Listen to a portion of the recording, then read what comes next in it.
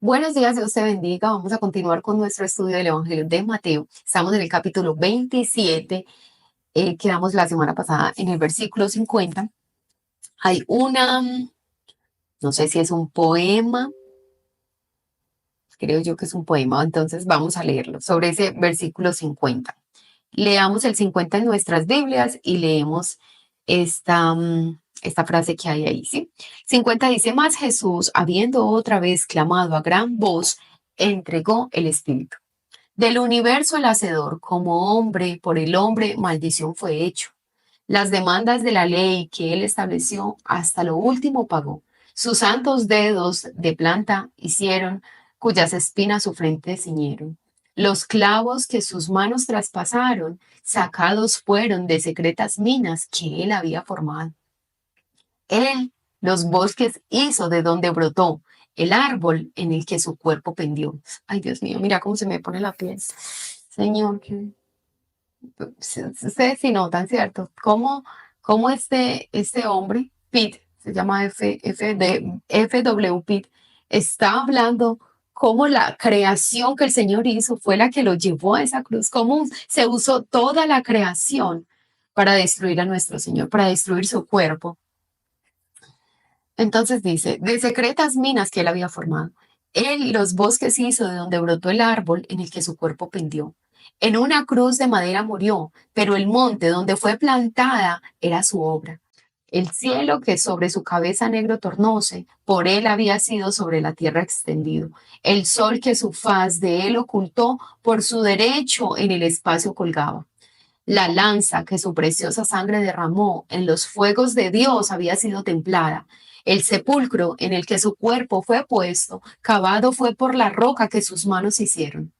El trono en el que ahora está sentado, suyo era desde tiempos eternos, mas nueva gloria le corona ahora y se doblarán ante él las rodillas de todas. Ay, gloria al Señor. Gloria al Señor por eso, porque esta primera parte es muy triste, pero cuando tú y yo leemos esta última parte nos acordamos que toda lengua, toda rodilla se va a tener que doblar y toda lengua confesar que Cristo Jesús es el Señor. Y que aunque usamos, porque nuestro pecado fue el que llevó al Señor ahí, aunque usamos la naturaleza, aunque usamos la creación para destruirle, nada pudo destruirlo. Nuestro Señor no pudo ser destruido, su cuerpo fue molido y él dio su vida, pero no pudo ser destruido. Al tercer día resucitó y eso es lo que tú y yo celebramos y esa es nuestra esperanza. Vamos con el versículo 51. Leamos del 51 al 54 en nuestras Biblias. He aquí, el velo del templo se rasgó en dos, de arriba abajo, y la tierra tembló y las rocas se partieron. Y se abrieron los sepulcros y muchos cuerpos de santos que habían dormido se levantaron. Y saliendo de los sepulcros después de la resurrección de él, vinieron a la santa ciudad y aparecieron a muchos. El centurión y los que estaban con él guardando a Jesús, visto el terremoto y las cosas que habían sido hechas, temieron en gran manera y dijeron, verdaderamente, este era el Hijo de Dios. Mira lo que dijo el centurión. Dijo el centurión y dijeron, estaban con él, los que estaban con el centurión, verdaderamente este era Hijo de Dios. Después de que el Señor Jesús dice, entrego mi espíritu, ha sido consumado, dice en otros evangelios. Hay ese terremoto, ocurre el terremoto y estos hombres tienen que decir, es de verdad, al que matamos era el Hijo de Dios. Versículo 55. Estaban allí muchas mujeres mirando de lejos, las cuales habían seguido a Jesús desde Galilea sirviéndole, entre las cuales estaba María Magdalena, María la madre de Jacobo y de José y la madre de los hijos de Zebedeo. Listo. Vamos a desarrollar los 51. Cuando expiró, el pesado velo de tejido que colgaba como separación de las dos principales estancias del templo fue desgarrado por una mano invisible. Esa mano invisible cogió ese velo así. El velo era una separación, era un símbolo, ¿cierto? Que separaba al pueblo de Dios. No podían entrar. ¿Por qué? Porque nuestro pecado no nos permitía entrar al Padre. Ahora, ¿por qué podemos tener acceso al Padre? Por la sangre de Cristo Jesús. Eso es lo único que nos permite tener acceso al Padre. Y rompió o desgarró el velo de arriba abajo. ¿Sí ves el significado? Solo de arriba podía venir la restauración de nuestra relación con el Padre. No podía de nosotros. Nuestras obras no rasgaron el velo de abajo hacia arriba. El bautismo no desgarró el velo de abajo hacia arriba, nada. Y recuerda que eran muchos los sacrificios que el pueblo de Israel hacía, muchas obras. Hasta ese momento los fariseos lavaban bien el plato por fuera, se lavaban bien las manos cuando iban a comer. Hacían una cantidad de oraciones muy largas, hacían ayunos, diezmaban y nada había podido romper el velo, nada. Tenía que ser una mano invisible. Mira, a mí me encanta esta expresión que usa William porque no lo dice la Biblia. La Biblia no dice que una mano invisible vino y desgarró. La expresión la usa William, pues es una forma de darnos una idea de qué fue lo que pasó, ¿cierto? Ahí había un velo, se rompió, es como si el Señor lo cogiera y lo rompiera, como tú rompes una hoja de papel. No podía ser una mano de hombre, no podía ser una mano visible. Cuando hablamos de invisible, es una mano que tiene que ser algo sobrenatural, no como nuestros recursos, sino que tienen que ser recursos del Señor. Entonces, sigue diciendo. Hasta entonces, aquel velo había impedido a todos, excepto el sumo sacerdote, la entrada al lugar santísimo donde moraba Dios. Obviamente, tú y yo sabemos que no hay un lugar en la tierra donde Dios a su plenitud pueda morar, ¿cierto? Por eso, como Él no puede morar en un solo lugar, Él mora en todas partes, Él habita todo, ¿cierto? Él lo llena todo, Él no cabe en templo hecho de manos de hombre. No cabe en un solo lugar, pero era algo simbólico. Representaba que la presencia de Dios estaba ahí y también representaba esa santidad de nuestro Señor y nuestro pecado. Éramos, o había tanto pecado, o hay tanto pecado en nosotros que no había acceso directo a Dios, ¿cierto? Solo el sacerdote, y era una vez al año que él podía entrar. Solo una vez al año el sacerdote podía entrar a ese lugar santísimo. Entonces, ¿qué quería el Señor enseñarnos a través de eso? Ese lugar santísimo representa al Padre. Ese sacerdote representa a Cristo Jesús. Y ese velo representa el pecado, la separación. Cristo Jesús muere, rompe el velo, tenemos acceso al Padre. ¿A través de quién? De Cristo Jesús. Si ves cómo es hermoso, si ves cómo el Antiguo Testamento tú y yo no lo podemos menospreciar, cómo es una sombra de lo que había de venir. ¿Cómo nos enseña? Y Cristo mismo, tú y yo no escuchamos aquí en el Antiguo Testamento decir Jesús, pues en Isaías cuando se anuncia la venida del Señor, sí, pero cuando tú y yo leemos el Antiguo Testamento, Génesis, Éxodo, no vemos a la persona de Jesús como la vemos en el Nuevo Testamento, pero era todo mostraba y todo llevaba al Señor Jesús. En el libro de Hebreos vemos que el velo representaba el cuerpo de Jesús. Su rasgadura fue una imagen de la entrega de su cuerpo en su muerte. Entonces, tiene varias representaciones, ¿cierto? Yo les acabo de decir, el velo representa también el pecado, ¿cierto? Que es lo que nos separa de Dios. Pero también, por ejemplo, en Hebreos muestra que es como si fuera el cuerpo del Señor. ¿En qué forma? En que Él fue rasgado. El velo, ¿cierto? Fue rasgado. Entonces nuestro Señor, su cuerpo fue rasgado. Por medio de su muerte tenemos libertad para entrar en el lugar santísimo en virtud de la sangre de Jesús por un camino nuevo y vivo que Él ha abierto para nosotros a través del velo, es decir, la carne suya. Eso está en Hebreos 10, 19 y 20. Vamos a leerlo. Hebreos 10, 19 y 20. Así que, espérenme, yo subrayo esto. Así que, hermanos, teniendo libertad para entrar en el lugar santísimo por la sangre de Jesucristo, por el camino nuevo y vivo que Él nos abrió a través del velo, esto es su carne. Ahora, el más humilde creyente puede entrar en cualquier momento en la presencia de Dios en oración y alabanza. A veces tú y yo no le damos valor a este privilegio, a este regalo. Porque en cualquier momento tú y yo dices, ay Señor, ayúdame con eso. Estamos en cualquier lugar, en la EPS, en la casa, en el transporte público, donde estemos, y clamamos al Señor. Pero antes no era así. El pueblo sabía que no era simplemente hablar y ya el Señor estaba escuchando. Tenían que tener un mediador y era el sacerdote. No podían tener una relación directa con Dios. Ese es el problema, que como nosotros disfrutamos de esta libertad en este tiempo, de ese privilegio en este tiempo, no le damos el valor suficiente. ¿Cuánto hubiera anhelado el pueblo de Israel por poder acercarse al Señor como tú y yo nos acercamos ahora? No disfrutaban de eso. Por eso yo te invito de verdad a darle valor a cada cosa, porque tú y yo no sabemos cuándo la vamos a perder.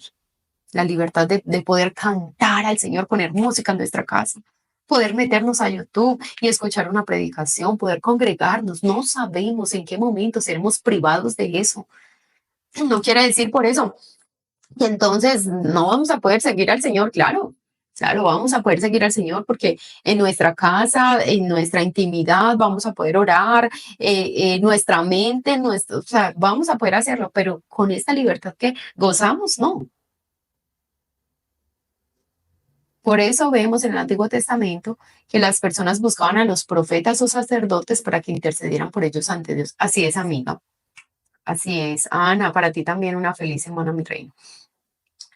Muy bien, ¿cierto? Entonces, claro, no podían ellos directamente, entonces estaban los sacerdotes y los profetas. La muerte del Hijo de Dios produjo asimismo unas enormes convulsiones en la naturaleza, como si hubiese una empatía entre la creación inanimada y su creador. Más empatía tenía la creación inanimada, hablamos de la creación inanimada, pues las montañas, el agua, el cielo, ¿cierto? Su creación, que la creación animada, que nosotros. Más empatía tuvo la creación, la naturaleza y todo por el creador que nosotros mismos, por nuestro creador. Surgió un terremoto por el que las rocas se partieron y se abrieron muchos sepulcros. 52, 53. Pero observemos que no fue sino hasta después de la resurrección de Jesús que los ocupantes de aquellos sepulcros se levantaron y entraron en Jerusalén, donde aparecieron a muchos. La Biblia no nos dice si estos santos resucitados volvieron a morir o si subieron al cielo con el Señor. Entonces, bueno, recuerden lo que les dije ahorita, habían unos santos, no, todos los santos que hasta ese momento habían muerto, ellos partieron en la presencia del Señor, ¿cierto? Fueron llevados a la presencia del Señor porque hasta ese momento estaban en el seno de Abraham. Pero una parte de esos santos, el Señor en su soberanía, en su perfecta voluntad, decidió que resucitaran ahí en Israel en ese momento y se presentaran a muchos, quizás familia, amigos, ¿cierto? Eso iba a ser una evidencia también, una prueba de que el que habían matado había sido al Hijo de Dios. Imagínate pues que venga a resucitar tu tatarabuela. Y después de la muerte del Señor, después de la muerte y la resurrección del Señor, entonces, o sea, eran muchos sucesos, el terremoto, resucitan muertos, una cosa impresionante. ¿Sí ves cómo habían pruebas suficientes? Versículo 54, aquellas extrañas convulsiones de la naturaleza convencieron al centurión romano, pero no convencieron a Caifás, el sumo sacerdote, a Anás, a su suegro, a los líderes religiosos, no los convencieron. Más fácil, convencieron al romano, al gentil, a sus hombres, de que Jesús era el Hijo de Dios. Aunque no hay un artículo determinado en griego, aquí antes de Hijo de Dios, el orden de las palabras lo hace determinado. ¿Qué quería decir con ello el centurión? ¿Fue esta una confesión plena de Jesucristo como Señor y Salvador o un simple reconocimiento de que Jesús era más que un simple hombre? No podemos tener certeza alguna, sí que indica un sentimiento de maravilla y conciencia de que las perturbaciones de la naturaleza estaban de algún modo relacionadas con la muerte de Jesús y no con la muerte de los que habían sido crucificados con él. Entonces, pues no sabemos si ellos sí aceptaron al Señor, no aceptaron al Señor. El hecho es que confesaron, ¿cierto? Hay cosas importantes. Una es que les quedó claro que ese era el Hijo de Dios. Eso es muy importante. Eso es muy importante. O sea, fue una prueba para ellos de que el que habían crucificado sí era el Hijo de Dios. Eso es muy importante. Una segunda cosa es que recuerda que solo confesarlo no te sirve de nada. Solo decirlo, solo admitirlo, solo saberlo, no sirve de nada. Tiene que hacerse una realidad en la persona. No es solo decir, no, yo creo en Dios. No, yo sé que Jesús es el Hijo de Dios, pero es tu Dios. No, yo sé que Él es el Señor, pero es tu Señor. No, yo sé que Él creó todas las cosas, pero es que tú sabes que es tu creador, que no te perteneces, que le perteneces a Él, que eres su creación. Entonces es muy bueno que la gente crea en Dios, muy bueno. Pero más allá de eso, sí solo tienen una mera confesión y una mera creencia no les sirve de nada. Tienen que aceptar a Cristo Jesús como Señor y Salvador para poder ser salvos. Ellos, hablando de los romanos, no sé si lo confesaron como Señor y Salvador. ¿Cómo sabemos o cómo hubiéramos sabido si esos hombres en ese momento hacen lo que hizo Pedro? Lloró amargamente, Señor, ¿cómo fue que te matamos? ¿Cómo fue que hicimos eso, Señor? Y se arrepienten, ya, salvos, salvos por la gracia del Señor, ¿cierto? Y lo aceptan, lloran, se arrepienten y viven para el Señor, salvos. Pero si se quedaron en una mera confesión, ¿saben qué les pasa? Lo que le pasó a este hombre, el que, pero no recuerdo el nombre. Pablo le estaba predicando, Antipas, no, Antipas era Antipas. Sí, yo creo que era Antipas, ¿cierto? Oh rey, ¿cómo fue que le dijo? ¿Cómo fue que le dijo Pablo? Este hombre, Pablo les predica y este hombre le dice, por poco me persuades de hacerme cristiano. Por poco, es que estuve un pelito de creer lo que me contaste y volverme cristiano. Y Pablo le dice, ojalá que fuera por poco o por mucho.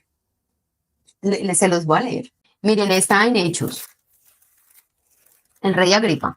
Está en Hechos capítulo 26. Entonces Pablo está en un juicio. Y hay un hombre que va a visitar no sé si era emperador, bueno, a visitar el lugar donde Pablo está en la cárcel y en donde va a recibir el juicio. Entonces lo invitan a Agripa, venga, escucha a Pablo, habla nomás de bueno, usted viera cómo habla. Entonces Agripa va y escucha a Pablo y dice, después de escuchar la predicación de Pablo, en el versículo 29 dice, y Pablo dijo, bueno, leamos desde el 24, ¿sí? Diciendo él estas cosas en su defensa, Pablo se estaba defendiendo, pero también estaba contando su historia. Esa era la forma en la que Pablo ganaba a otros, predicaba el evangelio, rompía el hielo contando su testimonio. ¿Qué era lo que le había pasado? Porque él ahora, después de haber sido un terrible perseguidor de la iglesia, ahora se había vuelto cristiano. Él contaba su testimonio y estaba haciendo su defensa, entonces dice, diciendo él estas cosas, diciendo Pablo estas cosas, Festo a gran voz dijo, estás loco, Pablo, las muchas letras te vuelven loco. No le creyó el testimonio. Festo era otro hombre importante y no le creyó lo que Pablo dijo. Mas él dijo, no estoy loco, excelentísimo Festo, sino que hablo palabras de verdad y de cordura, pues el rey sabe estas cosas delante de quien también hablo con toda confianza. No se haga. Usted sabe que estoy diciendo la verdad. Porque no pienso que ignora nada de esto, pues no se ha hecho esto en algún rincón. ¿Crees, oh rey Agripa? Entonces ya Pablo se dirige a Agripa, que está ahí escuchando. ¿Crees, oh rey Agripa, a los profetas? Agripa, ¿tú crees lo que yo acabo de contar?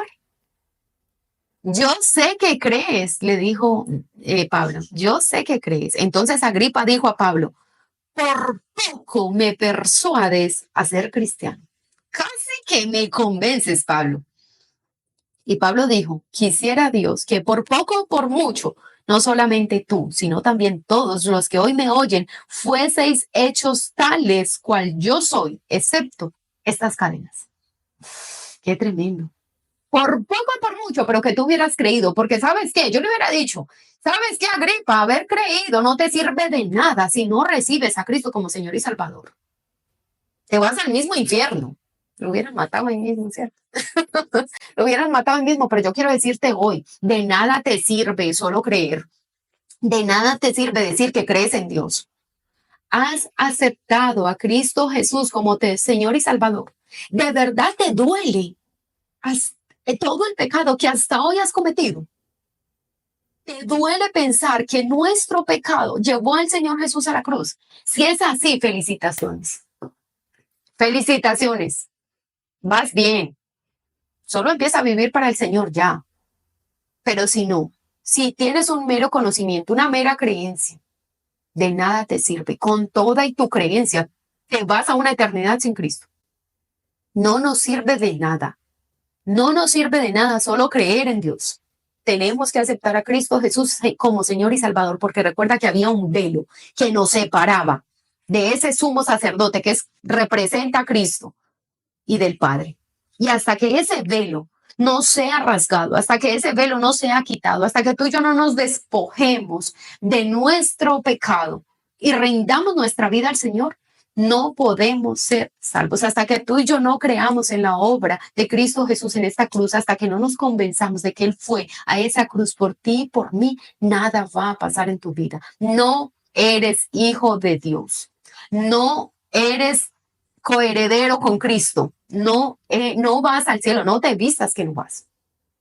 Y yo no es como que, ay, es que Chelsea no, le cierra la puerta a la gente. No, yo no, es la palabra de Dios.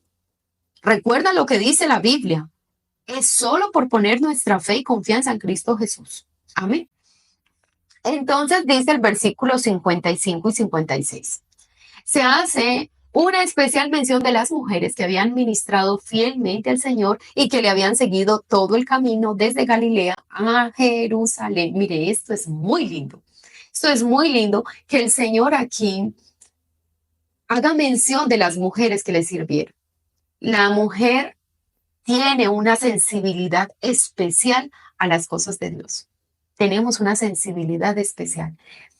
No quiere decir que un hombre que se disponga no la tiene, claro que sí, pero si tú notas, son más las mujeres que llegan al Señor, son más las mujeres que sirven al Señor, las mujeres eran las que sostenían el ministerio de nuestro Señor Jesús. Entonces, tú y yo somos privilegiadas, tenemos una sensibilidad especial para atender al Señor. No desaproveches eso, no desaproveches eso. Úsalo para la gloria y la honra de nuestro Señor. Allí estaban María Magdalena, María la madre de Jacobo y de José, y Salomé, mujer de Zebedeo. La impávida devoción de estas mujeres se destaca de manera especial. Permanecieron junto a Cristo cuando los discípulos varones huyeron para salvar sus vidas. Ellas estaban dispuestas, incluso, sino que como la mujer era tan menospreciada, ¿cierto? Las tenían en poco, ay, que estas los sigan. Donde los hubiesen seguido los discípulos, pues a ellos sí los hubieran atrapado. Pero es ver esa fidelidad. Ellos nos pensaron, ¿será que por ser tan menospreciados nos atrapan o nos dejan? Ellos no pensaron en eso, los seguimos. Y le servían, no sé si en el camino le estaban dando agua al Señor o le daban un beso pues no sé de qué forma le servían estas mujeres al Señor en ese camino hacia el Gólgota, pero lo que sí sabemos es que estaban ahí en la brecha. Ellas no desistieron, no abandonaron al Señor y no les importó si las atrapaban y las crucificaban con el Señor. Ahí estuvieron ellas dispuestas a dar su propia vida. ¿Haría que me subí? Yo creo que me subí. Ah, no. Listo. Vamos a leer del versículo 57 al 61. Cuando llegó la noche, vino un hombre rico de Arimatea llamado José, que también había sido discípulo de Jesús. Entonces, a mí como que se me confunde un poquito José con Simón. Simón fue el que, ¿cierto? Simón fue el que ayudó al Señor a llevar la cruz. Y José de Arimatea fue el que vino a reclamar el cuerpo. Este fue a Pilato y pidió el cuerpo de Jesús. Entonces Pilato mandó que se le diese el cuerpo. Y tomando José el cuerpo, lo envolvió en una sábana limpia y lo puso en su sepulcro nuevo que había labrado en peña. Y después de hacer rodar una gran piedra a la entrada del sepulcro, se fue. Y estaban allí María Magdalena y la otra María sentadas delante del sepulcro. Qué hermosas ellas, todas fieles. Pues se cree que eso debió ser un viernes, ¿cierto? Porque el día sábado era el día de reposo. Entonces ellas era el único momento que podían estar ahí. Y recuerden que al domingo ellas van para ungir el cuerpo del Señor y ya el Señor había resucitado. Entonces, solo tenían esa oportunidad de ellas para estar con el Señor, pues siguiendo el cuerpo del Señor, porque al otro día ya tenían que estar en su casa en el día de reposo. Vamos a desarrollar los 57 y 58. José de Arimatea, que era rico y miembro del Sanedrín, no había consentido en la decisión del consejo de entregar a Jesús a Pilato. Mira cómo él hacía parte de este grupo muy importante en Israel que eran o que conformaban los líderes religiosos, los hombres más ricos y reconocidos de Israel, ¿cierto? Que era el Sanedrín, pero José de Arimatea no estuvo de acuerdo con eso. Él no apoyó que entregaran al Señor, mucho menos que lo crucificaran. Si hasta este punto había sido un discípulo secreto, ¿cierto? Como vemos a Nicodemo, Nicodemo que fue de noche donde el Señor, eran discípulos secretos hasta ese momento, pero ya en este momento dicen, no, ya no me importa, ¿cómo es que matan al Señor Jesús? Ya, él deja en evidencia que era un discípulo del Señor. Echó la precaución por la ventana. Atrevidamente se presentó a Pilato y pidió permiso para sepultar el cuerpo de Jesús. Hemos de intentar imaginar la sorpresa de Pilato y la provocación que esto era para los judíos. Ese día, José de Arimatea fue, ¿cómo es que se les dice cuando los sacan de la iglesia? Excomulgado. Lo excomulgaron. Él estaba haciendo confesión pública de que era seguidor de Cristo. Entonces, una sorpresa para Pilato, pero una confrontación directa a los líderes religiosos. Entonces dice, era una provocación para los judíos, que un miembro del Sanedrín tomase postura pública por el crucificado. En un sentido muy real, José se enterró a sí mismo económica, social y religiosamente cuando sepultó el cuerpo de Jesús. Miren todas las implicaciones. Si ves cómo seguir al Señor nos va a costar muchas cosas a veces. Dice, José se enterró a sí mismo económicamente. Los líderes religiosos tenían una influencia en la economía de Israel. Manipulaban. Es que eran pervertidos, eran malos. Si José era un comerciante, digamos, era un gran comerciante, y le iban a dañar todos los negocios, con todos sus proveedores y con todos sus clientes. Socialmente iba a ser dañada su reputación por los líderes religiosos. Religiosamente ya era excomulgado. Tenía mucha implicación que José de Arimatea confesara públicamente que era seguidor de Cristo, que pidiera el cuerpo del Señor. Implicaba muchísimas cosas, pero a él no le importó. No le importó. Si tenía que perder negocios, si tenía que perder familias, si tenía que perder cargos, como Pablo, yo creo que José en ese punto dijo, yo tengo todo eso por estiércol. Pero ese es mi Señor que dio su vida por mí. Yo voy a hacerme cargo de su cuerpo. Qué belleza. Este acto le separó para siempre del orden constituido que había dado muerte al Señor Jesús. Vamos a dejarlo ahí. Muchas gracias por estar acá. Dios te bendiga y mañana nos vemos con la ayuda del Señor.